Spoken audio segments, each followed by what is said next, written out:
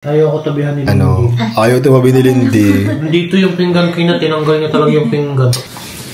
So ito na nga mga hobby bees. Naghuhugas ako ng aking binili namin kayo ni Rappi na bangus kasi gagawa ako ngayon ng Spanish style bangus. So gagawin ko, hugasan ko yung bangus, lagyan natin dito, tapos bababad ko lang sa may asin na tubig for about 30 minutes bago natin siya lutuin.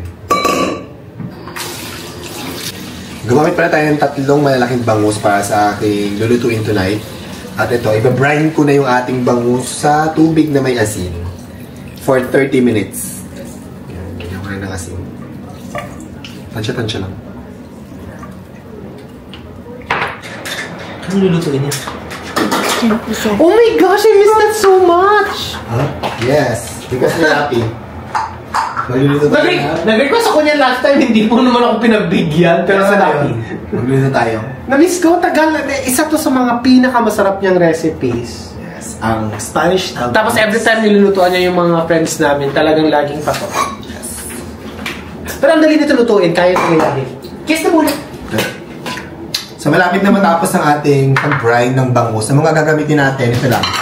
Bawang, carrots, tapos buti na naman pa akong green olives. Kukunti na, pero pwede na yan. Tsaka pickles. Meron tayong olive oil at tsaka oyster sauce. At tsaka asin at paminta, Lindy. Yung ating mga, ang tawag na yung paminta natin na buo-buo. Labas natin, ha? Sige.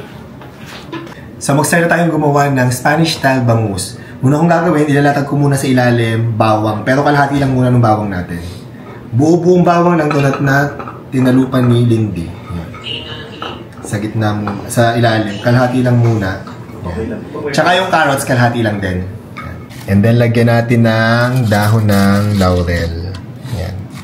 And then, next naman, ilatag na natin isa-isa yung mga bangus.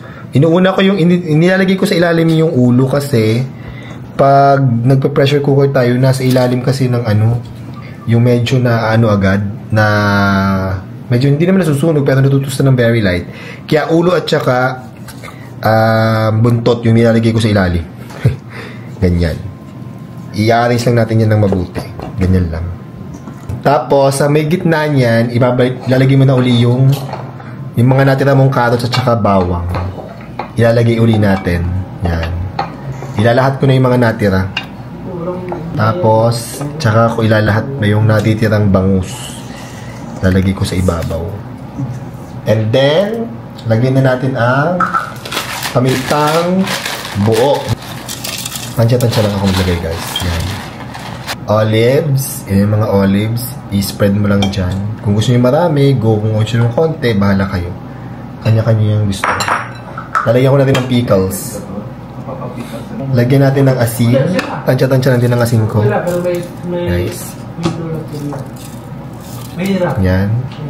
And then, lalagyan ko siya ng oyster sauce. Oops. Tansya-tansya lang din yung aking oyster sauce. Yan. Then, maglalagay na tayo ng olive oil. Yes, ang mahal, diba? Olive oil kasi ang gamit. Pero gagamit tayo ng pure olive oil lahat. So, lalagyan ko ng 4.5 cups ng olive oil. Yan. Sa 4.5. Kalahati. Yan. Siyempre, nakalimutan ko maglagay ng sili. Lindy, okay lang yan. Hindi naman yan super aanghang. Bubo. Hindi ko naman siya dudurugin. Lagyan lang natin ng sili. Ang dami, sir. Dami, diba? Ayaw ni Lindy yan. Char. And lastly, lagyan natin ng kalahating cup ng tubig. Ay, 3/4 pala. 3/4. Didagan ko pa ng 1/4 kasi 1.5 pala yung aking ginawa. Yan! And now, tatakpan na natin to at ipa-pressure cooker natin for about 1.5 hours. Pero under low fire lang. As na mag-whistle na yung inyong pressure cooker, pwede nyo na yung hinaan tapos 1.5 hours. So, lagay na natin dito. Pwede natin iwan.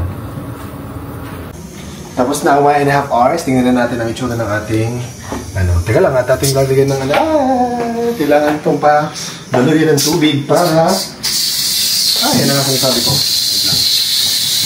Yan. Moment of truth. Tingnan na natin ang itsura.